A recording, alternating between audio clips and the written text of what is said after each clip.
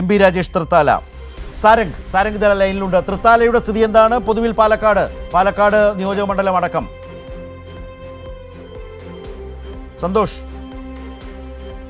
Right. തൃശ്ശൂരിൽ നിന്ന് സാരംഗാണെന്ന് തോന്നുന്നു. ഞാൻ സന്തോഷ് സർലിങ്ങിനെയാണ് പ്രതീക്ഷിച്ചത്. തൃത്താലയുടെ കണക്കുകൾ പുറത്തു വരുമ്പോൾ LDF പറഞ്ഞോളൂ.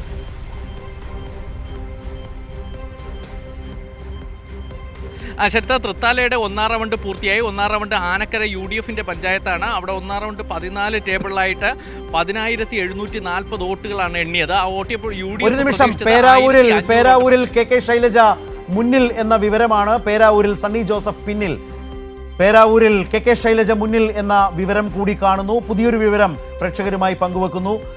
സണ്ണി ജോസഫ് KPC പ്രസിഡന്റ് തിരുവനന്തപുരത്ത് ഇന്ദിരാഭവനിലാണ് ഉള്ളത്. LDF ഈ മുന്നേറ്റം, ആ പശ്ചാത്തലത്തിൽ ഇപ്പോൾ മാധ്യമങ്ങളെയൊക്കെ അദ്ദേഹം കാണാനിരിക്കുമ്പോഴാണ് പേരാവൂരിൽ അദ്ദേഹം പിന്നിലാണ് എന്ന വിവരം. KK ശൈലജ ടീച്ചർക്ക് ലീഡ്. സർലിംഗ് പറഞ്ഞു പൂർത്തിയാക്കൂ വേഗത്തിൽ. തൃത്താലയിൽ എന്താണ് ഇപ്പോഴത്തെ അവസ്ഥ? തൃത്താലയുടെ ആദ്യ കണക്കുകൾ എന്തായാലും MB രാജേഷിന് അനുകൂലമായിരിക്കുകയാണ്. ആനക്കര പഞ്ചായത്തിലെ ആദ്യ റൗണ്ട് പൂർത്തിയാകുമ്പോൾ 10,741 വോട്ടിൽ 340 വോട്ടാണ് VT ബൽറാം മുന്നിൽ. പക്ഷേ ഇവിടെ UDF കോട്ടയാണ്. UDF തദ്ദേശ തെരഞ്ഞെടുപ്പിൽ വൻ വിജയം നേടിയതാണ്. അതുകൊണ്ട് 2000 വോട്ടെങ്കിലും ഭൂരിപക്ഷം UDF പ്രതീക്ഷിച്ചാണ്. കാരണം ഇനി അങ്ങോട്ടുള്ള റൗണ്ടുകളൊക്കെ LDF മേഖലകളാണ് എണ്ണേണ്ടത്. അപ്പോൾ സന്തോഷ്, മറ്റു മണ്ഡലങ്ങൾ കൂടി നമുക്ക് വളരെ ചുരുക്കി വിവരങ്ങൾ മാത്രം മതി, സമയം അത്രയേ ഉള്ളൂ. മറ്റു മണ്ഡലങ്ങൾ കൂടി വേഗത്തിൽ. മറ്റു മണ്ഡലങ്ങൾ കൂടി. പാലക്കാട് UDF ആണോ മുന്നിൽ? നിലവിൽ 10 മണ്ഡലങ്ങളിൽ